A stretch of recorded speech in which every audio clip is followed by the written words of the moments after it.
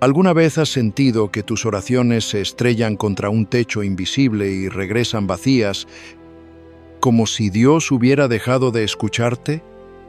Yo también estuve ahí. Durante años hablé, logré, supliqué. Y sin embargo el cielo parecía cerrado. El silencio de Dios ensordecedor. No entendía por qué mis palabras no traspasaban el velo. ¿Por qué sentía que algo bloqueaba el fluir del Espíritu en mi vida? Hasta que el Señor me mostró algo que cambió por completo mi forma de orar. En la quietud de una madrugada, mientras buscaba su presencia, sentí que el Espíritu Santo me susurraba: tus propias palabras están saboteando tus oraciones. Al principio no lo comprendí. Pensé que se trataba de falta de fe, o de que Dios simplemente quería probar mi paciencia, pero Él fue más profundo. Me reveló que en mis labios había 3 palabras, aparentemente inocentes, que estaban cerrando los cielos sobre mí, palabras que repetía todos los días, creyendo que expresaban humildad, cuando en realidad entregaban mi autoridad espiritual al enemigo. Fue como si una cortina se rasgara frente a mis ojos. Comprendí que cada palabra que sale de mi boca durante la oración no es solo sonido, sino una llave espiritual, una orden en el reino invisible. Cada oración es una semilla plantada en la eternidad, y su fruto depende de la pureza y la fe con que se pronuncie. Y entonces lo vi. Muchas veces había orado con sinceridad, pero con las palabras equivocadas. Decía cosas que parecían piadosas, pero que en realidad declaraban duda, miedo o resignación. Pensé en cuántas veces había dicho: Señor, si es tu voluntad, creyendo que era reverencia, cuando en el fondo era inseguridad. Cuántas veces había murmurado: tal vez Dios quiera, disfrazando mi incredulidad de humildad. Y cuántas veces, con voz quebrada, había dicho: no soy digno, olvidando que Cristo me hizo justo con su sangre. Cada una de esas frases era un ladrillo más en el muro que separaba mis palabras del trono de Dios. Entonces entendí que la oración no es mendigar, es ejercer autoridad. No es lanzar palabras al aire, es hablar con el Rey que me adoptó como hijo. Y si soy hijo, tengo derecho a pedir, a declarar, a llamar las cosas que no son como si fuesen. Pero antes de llegar a ese entendimiento, tuve que reconocer cuán profundamente había permitido que 3 pequeñas palabras destruyeran mi fe. Hoy quiero contarte lo que el Espíritu me mostró, porque sé que no soy el único que se ha sentido así, arrodillado, con el corazón sincero, pero con el alma agotada de no ver respuestas. Si alguna vez has sentido que tus oraciones se pierden en el vacío, que tus palabras no tienen poder, quizás también hayas pronunciado esas mismas 3 palabras, palabras que parecen humildes, pero que están negando el poder del Dios que vive en ti. No te lo digo como quien acusa, sino como quien fue liberado, porque una vez comprendí este secreto, mis oraciones comenzaron a cambiar y con ellas, mi vida. Vi puertas abrirse, enfermedades retroceder, corazones endurecidos volverse carne otra vez, no porque yo fuera especial, sino porque aprendí a hablar con la voz que el cielo reconoce, la voz de un hijo que confía plenamente en su padre.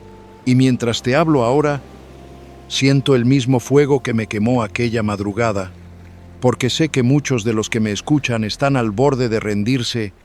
Han orado, han esperado, y sienten que Dios guarda silencio. Pero no es que Él haya cerrado su oído, es que el enemigo ha usado tus propias palabras para cancelar tus oraciones antes de que lleguen al cielo.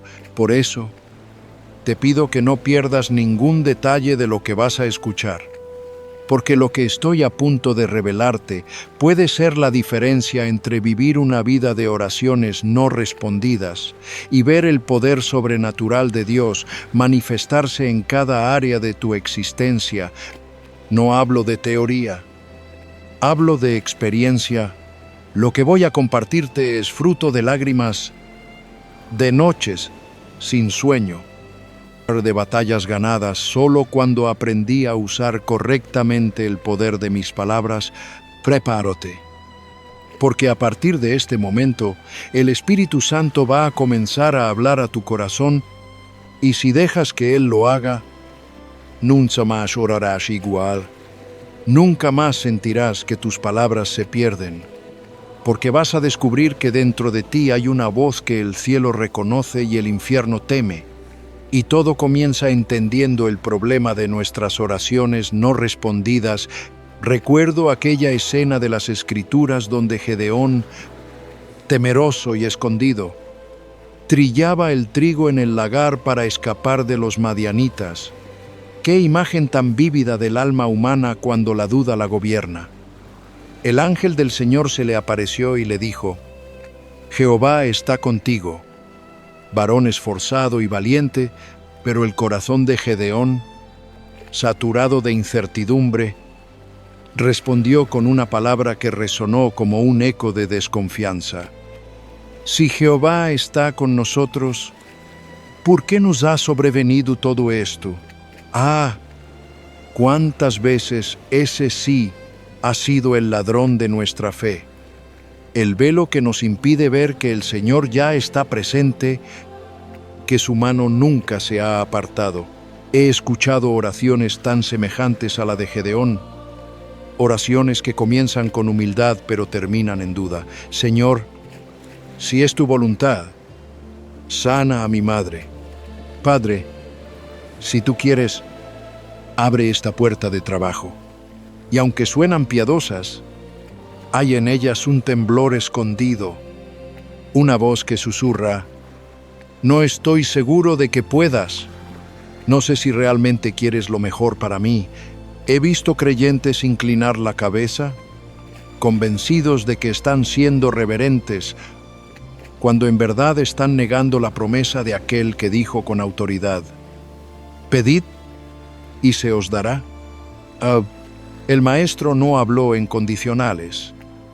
No dijo: pedid y tal vez recibiréis, sino que aseguró: pedid y se os dará.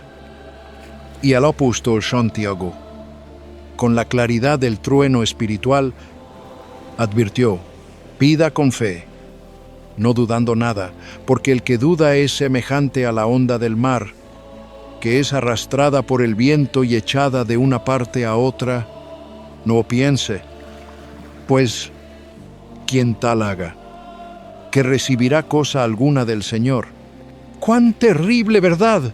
La palabra sí nos convierte en olas inestables, sin dirección, incapaces de anclar en la roca firme de la fe.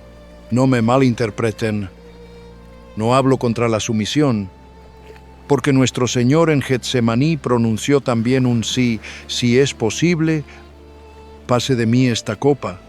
Pero en su siguiente aliento añadió la obediencia perfecta: no sea como yo quiero, sino como tú. Ese sí no brotó de la duda, sino del corazón que se rinde al plan divino. Era la expresión del Hijo que confía plenamente en el Padre, no la vacilación de quien teme que su oración no sea oída. Pero nosotros, oh, cuánto nos parecemos a Gedeón. Decimos: si no por obediencia, sino por incredulidad. Decimos: si es tu voluntad, como si la voluntad de Dios fuera un misterio cruel, cuando Él ya la ha revelado en su palabra. Él quiere sanar, porque está escrito: por sus llagas fuimos nosotros curados. Él quiere proveer, porque mi Dios suplirá todo lo que os falta conforme a sus riquezas en gloria. Él quiere salvar hogares, porque cree en el Señor Jesucristo y serás salvo tú y tu casa. ¿Por qué? Entonces, ¿seguimos orando con sí? He aprendido que la oración verdadera no titubea ante la promesa.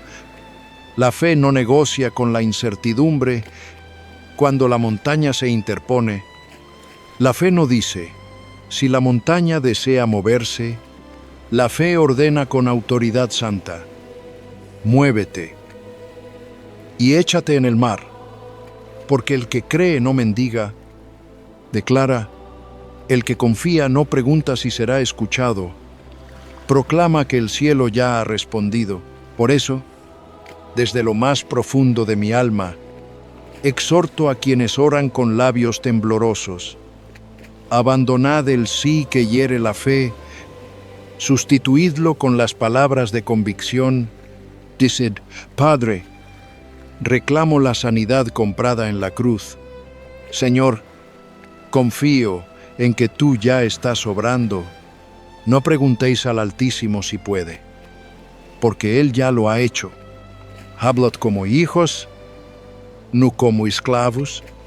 Creed como herederos, no como mendigos, porque la oración que mueve montañas no vacila.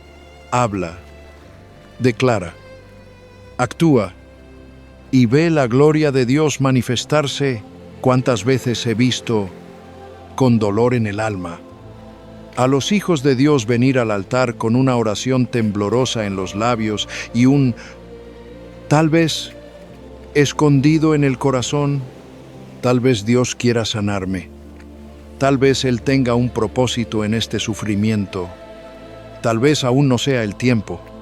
¡Ah! ¡Qué palabra más traicionera! Tal vez una palabra tan pequeña, tan amable al oído, y sin embargo tan llena de veneno espiritual, se disfraza de humildad, pero detrás de ella se oculta la sombra de la duda.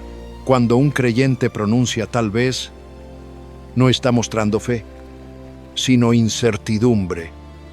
No está adorando la soberanía de Dios, sino cuestionando su fidelidad. Recuerdo la historia del gran general sirio Naamán, hombre de renombre, poderoso ante los hombres, pero esclavo de una lepra vergonzosa. Cuando el profeta Eliseo le mandó bañarse 7 veces en el Jordán, Naamán se indignó. En su mente resonaban sus propios pensamientos. Tal vez el profeta salga, tal vez haga un ritual, tal vez invoque al Señor con palabras grandiosas. Sus tal vez casi le roban el milagro. Y así ocurre con nosotros. Mientras dudamos, mientras esperamos un signo grandioso, el poder de Dios pasa de largo porque nuestra fe está enredada en posibilidades humanas. Él tal vez es un enemigo silencioso, un ladrón disfrazado de cortesía espiritual. En mi caminar pastoral, he visto a muchos hombres y mujeres rezar con lágrimas. Y aún así sus labios pronuncian esa palabra fatal, tal vez Dios me bendiga. Dicen, y con esas palabras entierran la promesa que el mismo Dios les dio, porque las promesas del Altísimo no son inciertas, no están sujetas al capricho del momento. Como escribió el apóstol Pablo, todas las promesas de Dios son en Él sí y en Él amén. No existe un tal vez en el vocabulario divino. El cielo no conoce esa tibieza que el infierno tanto celebra. El tal vez no es humildad, es ignorancia de su carácter. No conocer el corazón de Dios lleva al alma a flotar en el mar del quizá, donde no hay ancla ni dirección. Pero Cristo dijo claramente, si puedes creer, todo es posible para el que cree. No dijo algunas cosas o a veces, sino todo. La fe no es una vela al viento de las circunstancias, es una antorcha que brilla firme en medio de la oscuridad. Y cada vez que pronunciamos tal vez, apagamos esa llama con nuestras propias manos. He sentido, en más de una ocasión, la carga del Espíritu Santo mostrándome cuántos creyentes viven en el limbo del tal vez. No están fríos, tampoco ardientes, son tibios. Y el Señor dice que los vomitará de su boca. El tal vez mantiene al alma en ese estado intermedio, cómodo y estéril. No hay fuego, no hay convicción, no hay milagros. Es el campo donde Satanás juega con ventaja, porque sabe que mientras un cristiano diga tal vez, su oración nace muerta. Una oración que duda de la fidelidad de Dios es como un pájaro sin alas. Puede cantar, pero jamás volará hacia el cielo. Miremos otra vez la historia. Naaman, después de resistirse, obedeció finalmente. Descendió a Jordán, se sumergió una vez, 2 veces, 7 veces, y en la séptima, su piel fue restaurada como la de un niño. ¿Qué poder tiene la obediencia que nace de la fe firme? No hubo tal vez en el agua, solo la palabra del Señor.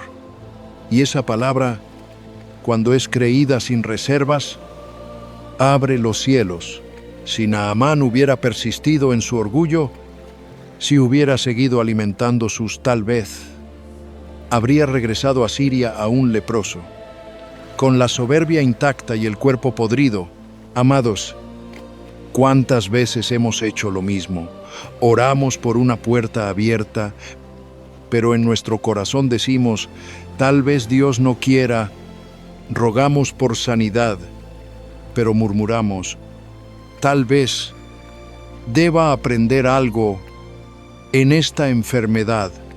Esas frases que parecen piadosas son las cadenas que atan nuestros milagros. Dios no obra en el terreno del tal vez, Él obra en el terreno de la fe. Y cuando Él dice sí, no hay demonio ni circunstancia que pueda oponerse. Alguien podría decirme, pero ¿y si Dios dice no? Amados, un no de Dios nunca es un tal vez. Un no divino es una dirección clara, una puerta cerrada con propósito y amor. Pablo rogó 3 veces que el aguijón en su carne fuera quitado, y el Señor respondió, mi gracia te basta. Ese no fue rechazo, fue provisión. En cambio, el tal vez es niebla, es vacío, es indecisión disfrazada de reverencia.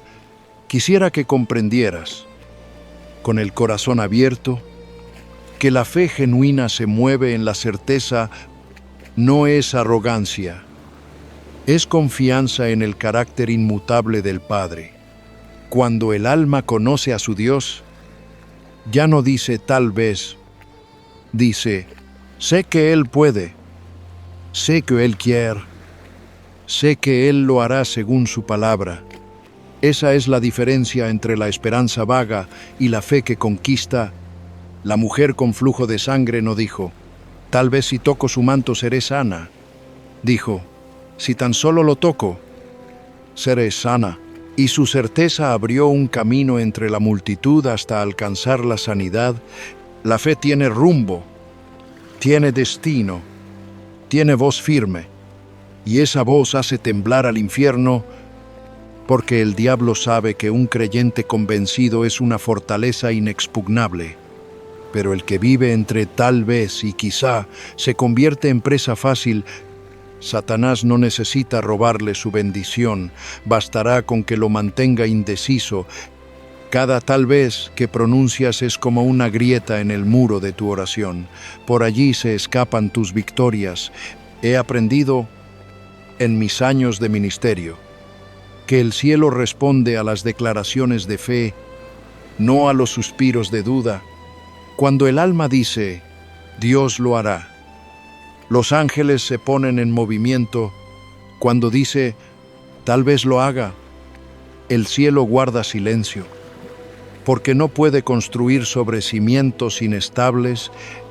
El Señor no pide que comprendamos todos sus caminos, solo que confiemos en su corazón. Y su corazón es bueno, fiel y verdadero. Por eso, amados, cuando oréis, no digáis, Tal vez, decid con la convicción del profeta, el Señor me bendecirá, porque así lo ha prometido. Él transformará todas las cosas para mi bien, porque lo amo y fui llamado conforme a su propósito. Que cada palabra vuestra sea una piedra firme sobre la cual se edifique la fe. No dudéis del poder que habita en las promesas divinas. No dejéis que el tal vez corrompa vuestra oración. Creed. Declarad. Permanist. Porque el Dios que nos amó con amor eterno no trabaja con incertidumbres. Su palabra es sí y amén. Para los que creen, recuerdo con claridad el pasaje en que aquel centurión romano se acercó al maestro en Capernaum, pidiendo por su siervo enfermo. En su voz no había arrogancia ni orgullo, sino una reverencia profunda. Dijo: Señor, no soy digno de que entres bajo mi techo, pero su fe no se detuvo ahí. Añadió, con una convicción que conmovió el corazón del Salvador: solamente di la palabra y mi siervo sanará. ¡Qué escena gloriosa! Aquel hombre, extranjero al pacto, conocía su indignidad, pero no se dejó atrapar por ella. Su humildad fue verdadera. Su humildad fue verdadera. Y su fe, firme como una roca. En esa combinación santa, el cielo se inclinó para escuchar su súplica. Hay muchos hoy que oran, pero lo hacen como si aún llevaran cadenas. Abren su boca y dicen: Señor, soy indigno, no merezco tu favor. Y yo les digo, con el fuego del Evangelio en mis labios, cada vez que pronuncias esas palabras como sentencia contra ti mismo, estás poniendo en duda la suficiencia de la cruz. Estás, sin saberlo, disminuyendo la gloria del Cordero que fue inmolado, porque si Cristo ha muerto, ¿acaso no ha pagado el precio completo? Si su sangre fue derramada, ¿acaso quedó alguna mancha sin limpiar? No. Hermanos míos, no quedó nada. La redención fue perfecta, absoluta, eterna.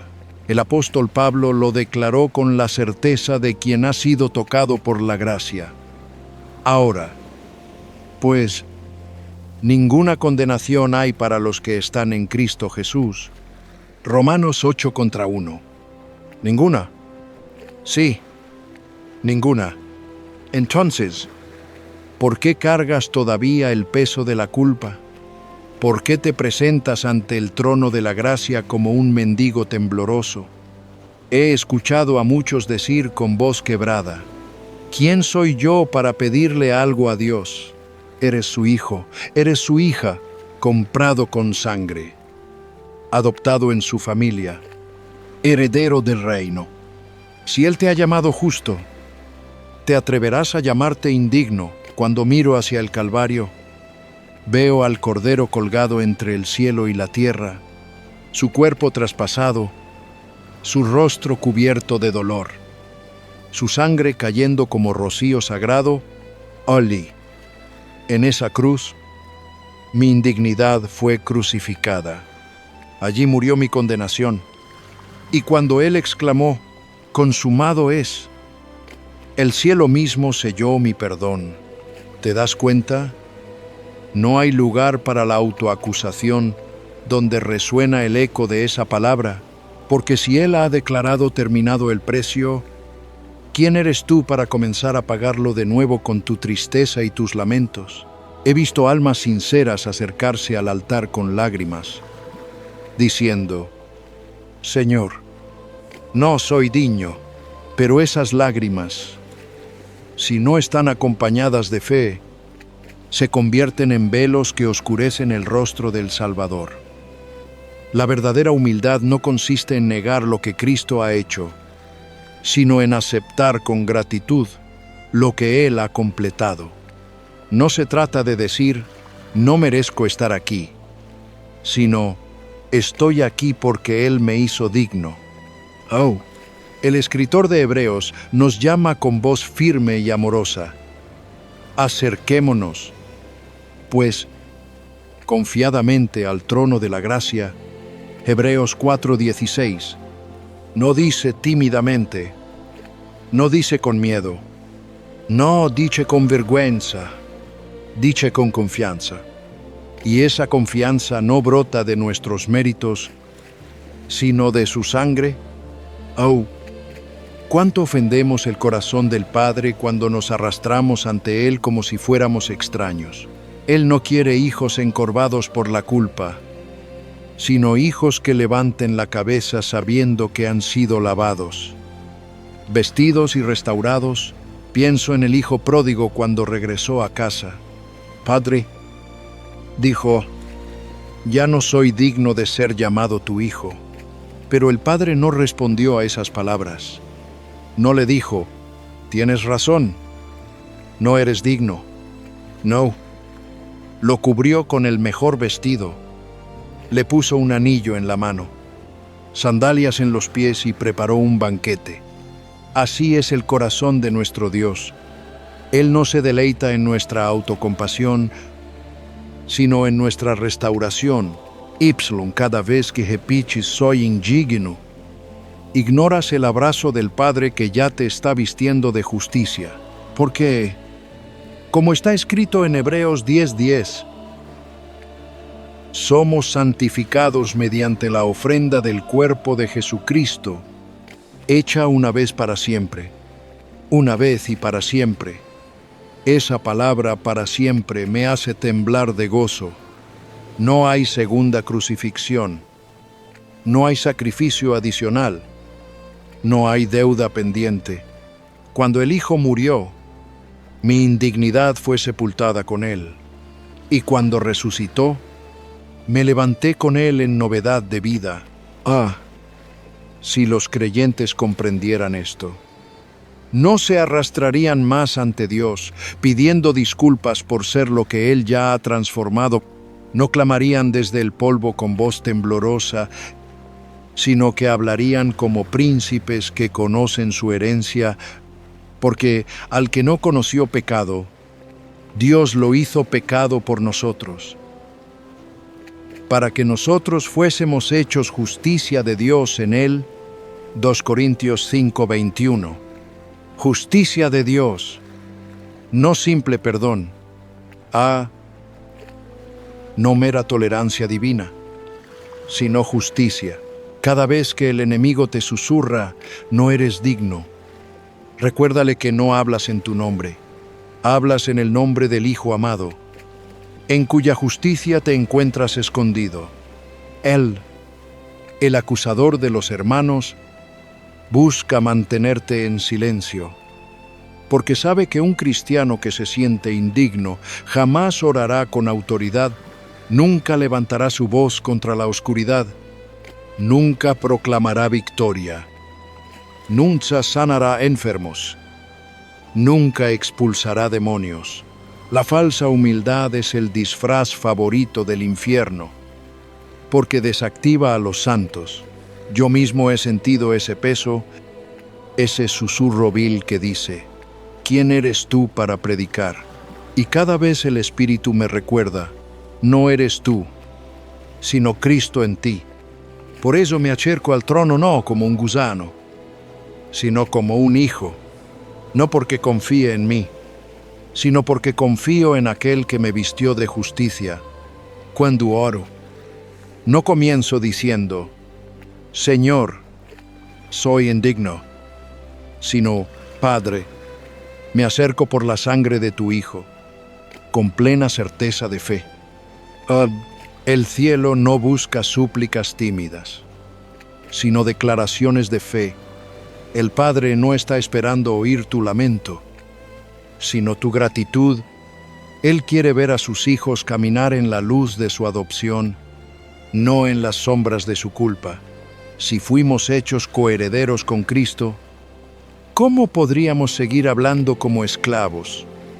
Si Él nos llamó luz del mundo, ¿por qué vivir como si aún estuviéramos en tinieblas? Así, cuando entro en oración, me recuerdo a mí mismo. Fui comprado por precio.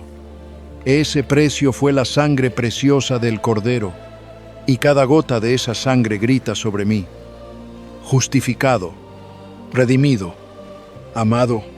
Por eso me acerco sin miedo, sin fingir modestia, sin esconder mi rostro, porque la humildad verdadera no es negar lo que soy en Cristo, sino reconocer lo que Él ha hecho en mí.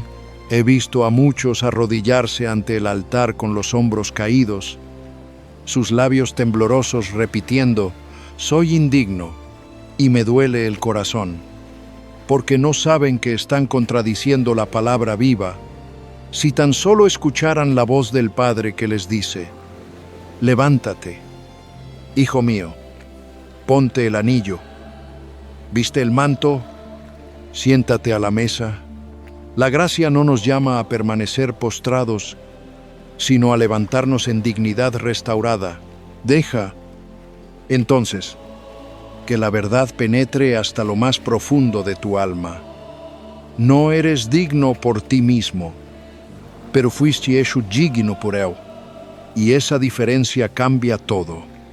No caminas más con la cabeza gacha, sino erguido, con el rostro hacia la gloria, porque el trono de la gracia no fue hecho para los perfectos, sino para los redimidos. Y tú, redimido, tienes derecho a entrar, no por tus obras, sino por su sangre.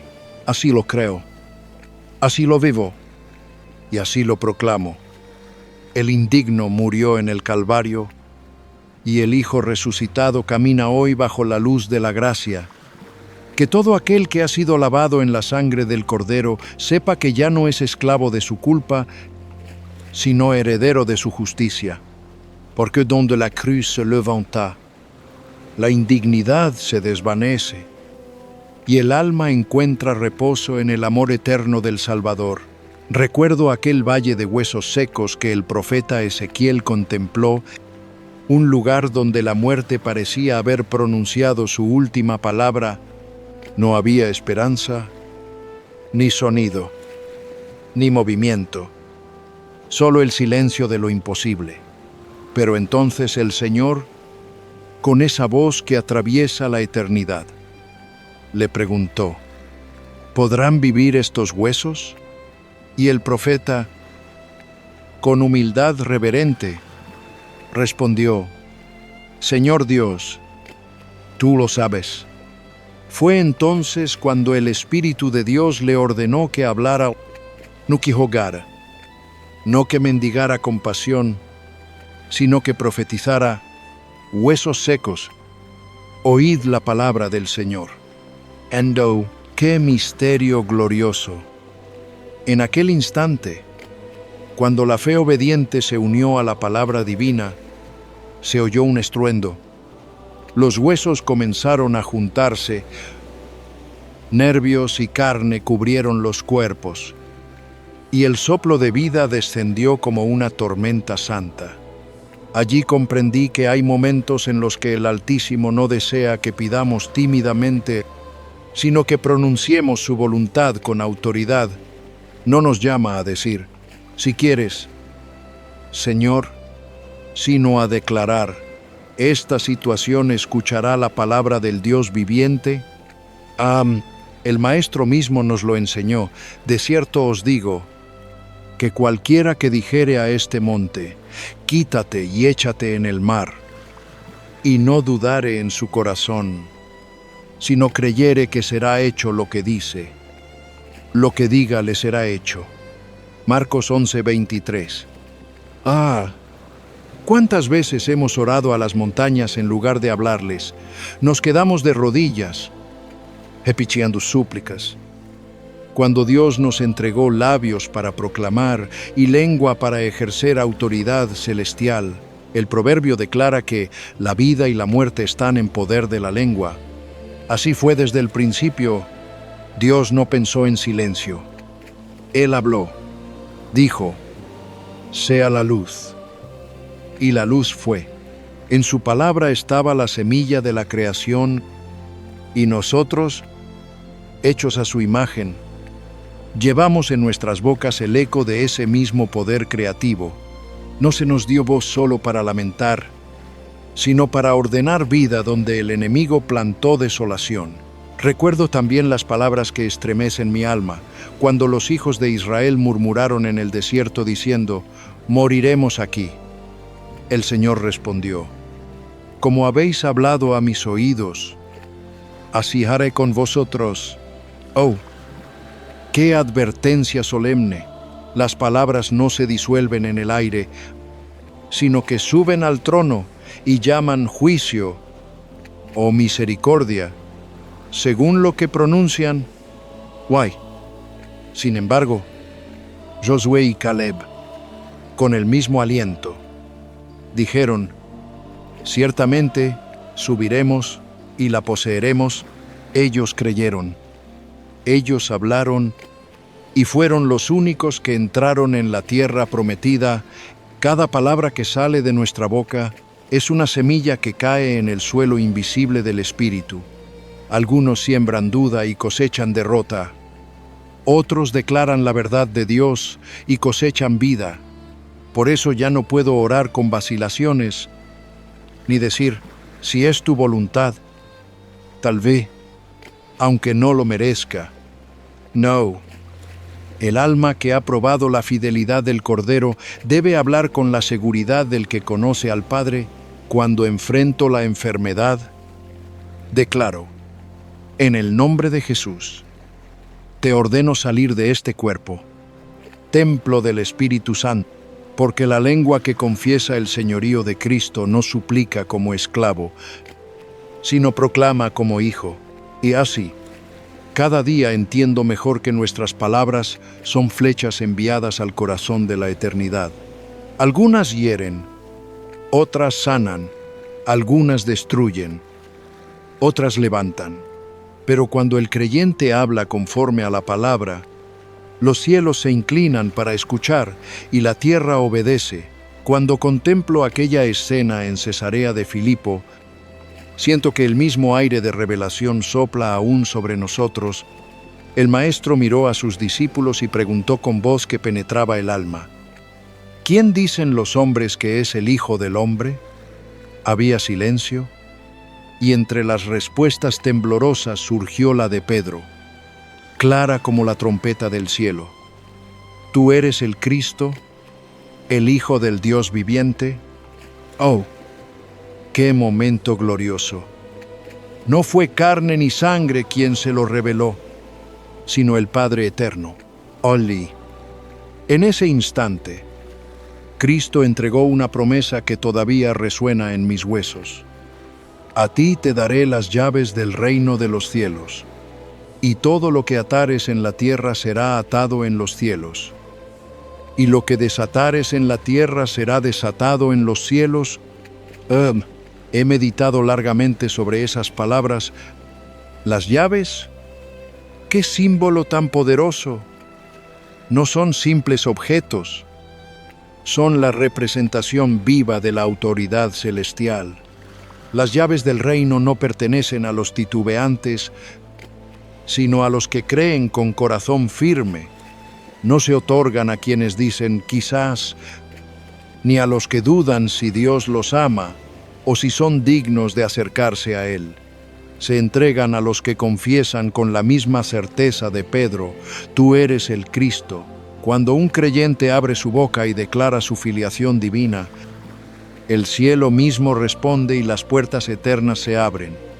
Pero cuando de sus labios salen palabras de incertidumbre: si Dios quiere, tal vez, no soy digno, las llaves caen al polvo y las puertas permanecen cerradas, no porque el Padre las haya bloqueado, sino porque el Hijo ha olvidado su autoridad. El poder de esas llaves se revela en las Escrituras.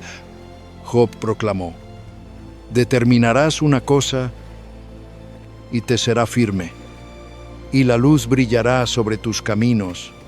Pedro usó la llave cuando dijo al cojo: En el nombre de Jesucristo de Nazaret, levántate y anda.